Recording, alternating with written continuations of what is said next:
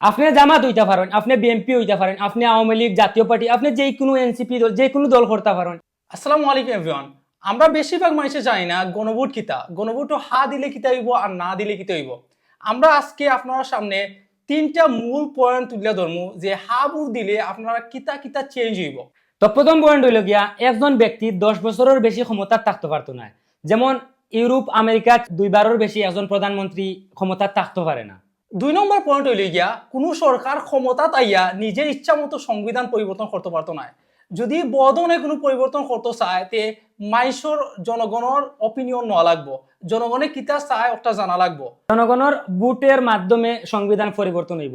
যেমন ধরো পিছনের দিনগুলাতে আপনারা দেখতে পারছেন যে হাসিনা সরকার ক্ষমতা তাইয়া ইচ্ছা মতো সংবিধান চেঞ্জ করিয়া, ইচ্ছা মতো পরিবর্তন করিয়া, কোনো জনগণের কোনো মত নাই, কোনটা নাই, নিজের ইচ্ছা মতো কোনো সরকারে যাতে আর কোনো রকম ভাবে সুযোগ না নিতে পারে, ইচ্ছা মতো সংবিধান না চেঞ্জ করতে পারে।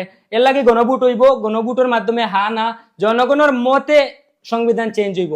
বর্তমানে যেটা আপনারা হা আর না ভোট দিরা, ওরকম ভাবে কেউ চেঞ্জ করতে হইলে ওরকম ভাবে ভোট হইব। আর 3 নম্বর পয়েন্ট হইল গিয়া, যেমন ধরো এখনকার সংসদে যে আইন আছে যে একজন ব্যক্তি যদি কোনো অপরাধ করে, কেউ যদি রেপ করে, কেউ যদি হত্যা করে, তাইলে রাষ্ট্রপতি মাফ করে দিলাইতে পারবা। কিন্তু যদি গণভোটে হা জয়যুক্ত হইলে রাষ্ট্রপতি সরাসরি মাফ করে দিতে পারতা না।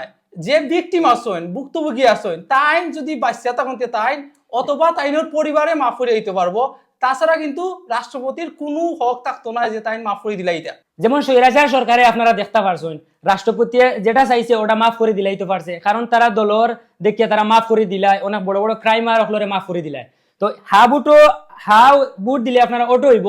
কোনো রাষ্ট্রপতি চাইলেও কোনো ভিকটিমর পরিবারের অনুমতি ছাড়া মাফ করে দিতে পারতো না, বা ভিকটিমর পরিবারে যদি মাফ করিয়া দেয় তাইলে এটা মাফ হইব, এনালে কোনো রাষ্ট্রপতি মাফ করে দিতে পারতো না।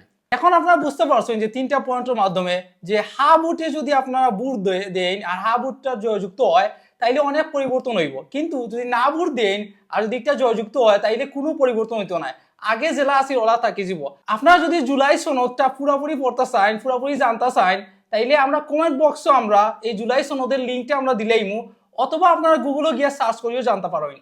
আপনি জামাত হইতে পারেন, আপনি বিএনপি হইতে পারেন, আপনি আওয়ামী লীগ, জাতীয় পার্টি, আপনি যে কোনো এনসিপি দল, যে কোনো দল করতে পারেন। ইটার লগে গণভোটের কোনো সম্পর্ক নাই। গণভোট হইল গিয়া আমরার বাড়ার লাগি, আমরা স্বাধীনতা লাগি, বাংলাদেশের মানুষের স্বাধীনতা লাগি, সার্বভৌমত্ব রক্ষার্থের লাগি জনভোট। ইটা আপনারা জুলাই সনদ যেটা আছে এটা যদি বাস্তবায়ন হইতে আমরা বাংলাদেশের মানুষের পরিবর্তন হইব, বাংলাদেশ পরিবর্তন হইব। আমরা চাই বাংলাদেশ পরিবর্তন হোক, আমরা দল মত নির্বিশেষে হাবুটো ভোট দিতাম, কারণ আমরা চাই আমরা কপাল পরিবর্তন হোক, আমরা দেশ পরিবর্তন হোক, আমরা দেশের মানুষের ভাগ্য পরিবর্তন হোক।